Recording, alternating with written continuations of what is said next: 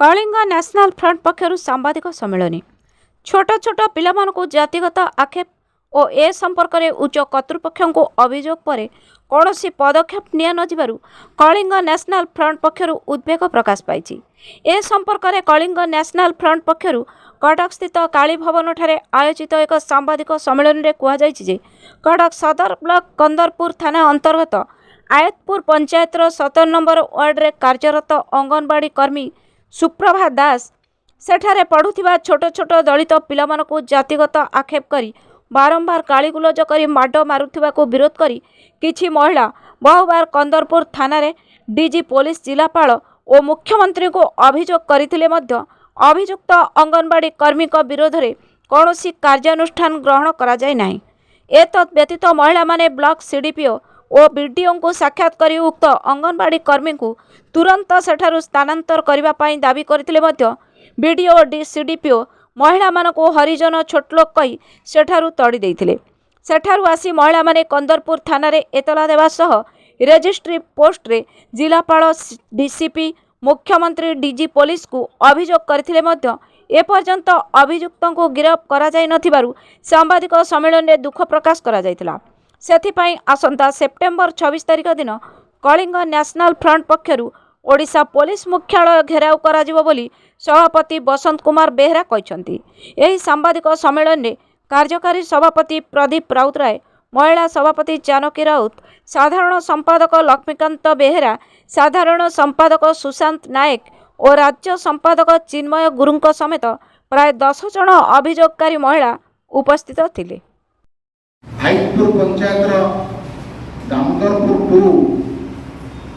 गाँव 4 नंबर वार्डर अंगनवाड़ी कर्मी छोट छोट पिला मानक जातिगत आक्षेप कर छुईब माड़ मार धमक देले। ये घटना जून 23 घटना। से गाँव दलित परिवार पाखापाखि 30 जन स्त्री लोक ये संपर्क में कंदरपुर थाना एतला देले एवं वीडियो सीडीपीओ कटक सदर ब्लॉक में ताको साक्षात करी तुरंत अंगनवाड़ी कर्मी को हटाइवाई दाबी कले एवं वीडियो सीडीपीओ जो भाई भाव में जातिगत आक्षेप कले सीधा सड़क नहे से जो भाई भाव में कथा कहते अनुध्यान कर जना पड़ी से जातिगत आक्षेप दंडित होगा उचित। दलित महिला मानक प्रति कटक सदर ब्लॉक वीडियो जातिगत आक्षेप एवं धमक देवा यह कलिंग नेशनल फ्रंट दृढ़ भाव निंदा करुच्ची। पूर्वर यही वीडियो मद खाई नदी गर्भ में पड़ते 2 दिन तले जड़े ओएस ऑफिसर ओडिशार टॉप ओएस ऑफिसर लांच नहीं गिरफ होती एवं कटक सदर ब्लॉक वीडियो दलित महिला मानक पाखापाखि 30 जन महिला को जातिगत आक्षेप करवा ये घटना को प्रति कथार ओएस संघ को ढाल करवा एमाने जानी रखा उचित जे मोहन माझी राज्यर मुख्यमंत्री जन दलित मुख्यमंत्री तेणु दलित महिला मानक जातिगत आक्षेप करवा या माननीय मुख्यमंत्री दृढ़ कार्यानुष्ठान नियंतु। कटक कंदरपुर थाना एतला पाइला परे मध्य गत 8 तारिख एतला पाई एतला को चापिकी रखिंट कंदरपुर थाना अधिकारी को तुरंत निलंबन करा जाऊ। ये घटना जिलापाल को अवगत करा जायछि, डीसीपी कटक को अवगत करा जायछि, डीजी महोदय को अवगत करा जायछि, मुख्यमंत्री को अवगत करा जायछि, सबू अधिकारी मानक अवगत करा जायथिले मध्य ये भली संवेदनशील घटना को चापी रखिबा यह एक निंदनीय घटना। प्रति घटना रे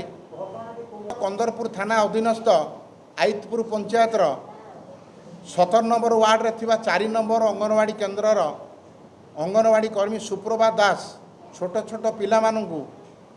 जातिगत आक्षेप कर छुईब माड़ मारिबा गोरु गाई भली पिटिबा घटना दीर्घ 3 मास है से अभिभावक मैंने आउ पिला पठाऊ ना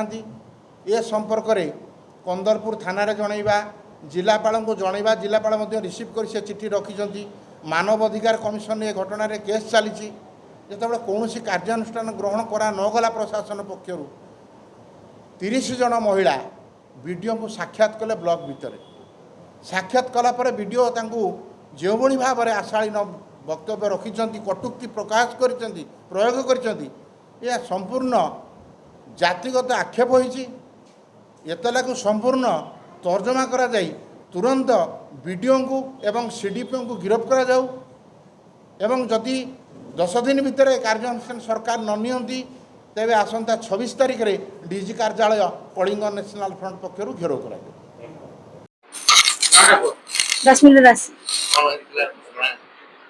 पिला जो अंगनवाड़ी की जाउछंती साडे अंगनवाड़ी रोसई होउनी पिला को उकुड़ा भोग दिया जाउची पिला को सुजी दिया जाउची रोसई टोटाली होउनी सेटा विरोध करिबारु से माने हमकु जाति के आक्षेप करूछंती लोक मानकु सबु तापरे से कहउछंती कि केस उठा